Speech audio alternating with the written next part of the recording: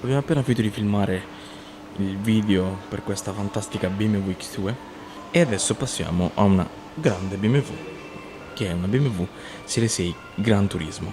Questa è l'erede della Serie 5 Gran Turismo e questa è un po' molto più grande dell'X2. Parliamo di una macchina di 5,10 m di lunghezza per 1,90 m di larghezza e poco più di 1,50 m di altezza. Vediamo un po' i dettagli. Questa è la 630D, è un 3000, ci sono 6 cilindri da 265 cavalli, come potete vedere, quindi molto ben accessoriata. È una versione M Sport, cerchi lega da 20 pollici e le modulature interne piano black nero lucida, quindi comunque è davvero una macchina molto ben accessoriata. Ecco, vedete i cerchi da 20 con pinze blu M Sport. Beh, che dire, anche insomma di lato è davvero una macchina di impatto, di forte impatto. Partiamo da dietro, vedete qui ci sono i, i sensori di parcheggio. Apriamo il bagagliaio. Il bagagliaio è di 610 litri circa e come potete vedere è davvero molto spazioso. Molto spazioso anche perché andando ad abbattere i sedili con questi tasti qui, il fondo diventa, perdonate un po' le cose all'interno della macchina, probabilmente siamo in un concessionario, dicevo, il fondo comunque diventa abbastanza piatto e il bagagliaio diventa di circa 1800 litri, quindi davvero una macchina che serve a macinare chilometri in autostrada. Dicevo, comunque anche molto regolare il bagagliaio, tranne per queste due piccole nicchie, ma comunque hanno ovviamente la loro utilità. Qui c'è un kit di primo soccorso con una retina, qui i tasti che ho già detto, qua insomma, per mettere la rete che serve a mantenere i bagagli, vedete anche lì e lì, mentre da questo lato c'è anche qui per la rete c'è una presa a 12 volt, anche qui la retina, ovviamente apertura e chiusura elettrica. Chiudiamo. Ora mettiamo a posto un po' i sedili, così posso sedermi.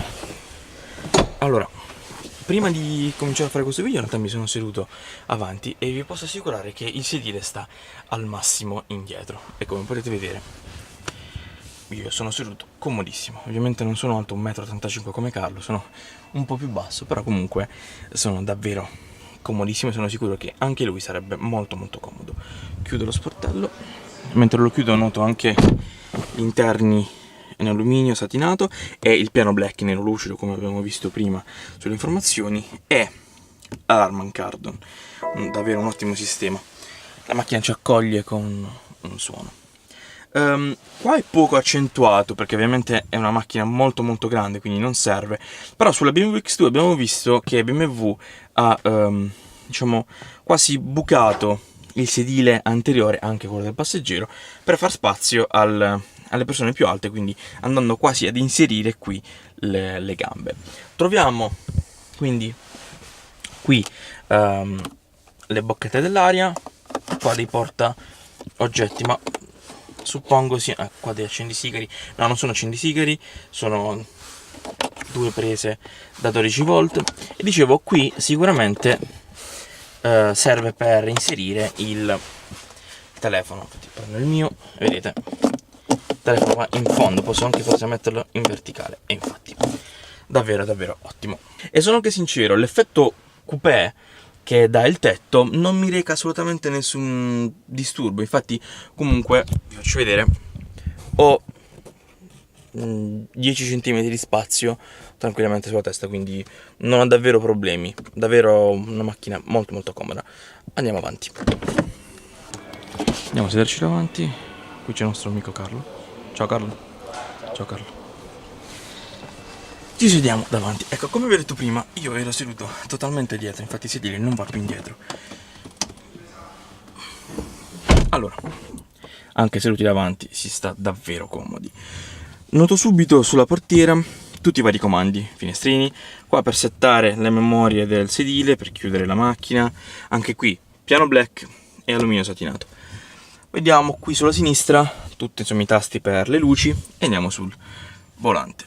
volante M Sport, logo M, troviamo tutti i tasti, tutti i possibili tasti che possono esserci in una macchina, perché infatti qua vediamo più che altro sulle impostazioni di sicurezza, infatti vediamo, penso sia cruise control adattivo, questo invece è il mantenimento di corsia, resetta il cruise control, questo è per aumentare o diminuire la velocità, questo credo sia il parcheggio automatico e questo invece è il limitatore, mentre sulla destra troviamo le varie modalità, ecco appena acceso anche la radio, e passiamo un po' il volume con questi tasti. Qua c'è il microfono che serve praticamente per comandare l'auto a distanza.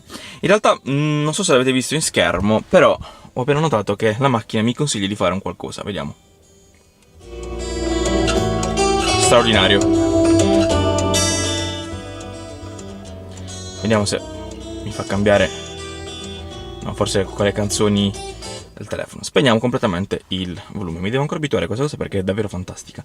Questo è un display stile tablet, suppongo di 12 pollici, e abbiamo un po' su questa plancia, anche qui piano black, altri tasti, vediamo, questo sembra per il modalità di intelligenza di sicurezza intelligente, perdonatemi, qua le 4 frecce. Abbiamo qui le bocchette dell'aria, il tasto d'accensione, questo è per spegnere il start and stop. Poi abbiamo la prima fascia per comandare l'impianto infotainment principalmente dell'audio, infatti vediamo il volume, vedete? Qua per cambiare i preferiti della radio, penso sia internet questo, vediamo. Per gestire i dispositivi mobili di Connect Drive. Qua invece abbiamo, suppongo, per il traffico, infatti, l'infotraffico. Qua vediamo la modalità FM, AM, raccolta musicale, via. La seconda fascia invece è per il clima. Spengo. Ok. È per il clima. Passando invece più giù abbiamo un bellissimo portaoggetti con il portatelefono. Ora, io non ho un iPhone diciamo che consente la ricarica wireless, però se io vado a inserire qui il mio telefono, il telefono comincerà a caricarsi. Ovviamente la ricarica non è super veloce, però per diciamo una ricarica più veloce c'è un cavo, c'è una porta USB. Qua abbiamo due bocchette due portabicchieri, una porta da 12 volt, e poi abbiamo il tasto per spegnere i controlli, poi le 3 modalità Sport, Comfort, Eco Pro, vediamo Sport, Comfort, Eco Pro. Poi abbiamo qui la rotella per, vedete, sto girando, per andare a modificare tutti i vari settaggi. Quindi abbiamo mappa, menu, media, com, nav. Vediamo per esempio mappa, navigazione con il dispositivo, ok, vediamo se riusciamo. Navigazione, eccola qua. Andiamo a vedere un po'. Ok, quindi però non ho la chiave, quindi non posso farvela vedere purtroppo. Questo invece è sicuramente il touchscreen cioè il touchpad per andare a scrivere magari delle lettere per appunto avviare la navigazione. Vediamo. In questi altri tasti c'è il parcheggio, il sistema di parcheggio, i sensori, la telecamera e questo tastino qui. Vedete, vediamo. Si vede. Sono andato ad alzare e abbassare lo spoiler. Mentre qui ci sono c'è un portaoggetto, un pozzetto con anche qui una presa USB e una presa 12 volt. Davvero fantastica. Non mi siedo al sedile del passeggero perché comunque sicuramente sarà comodissimo.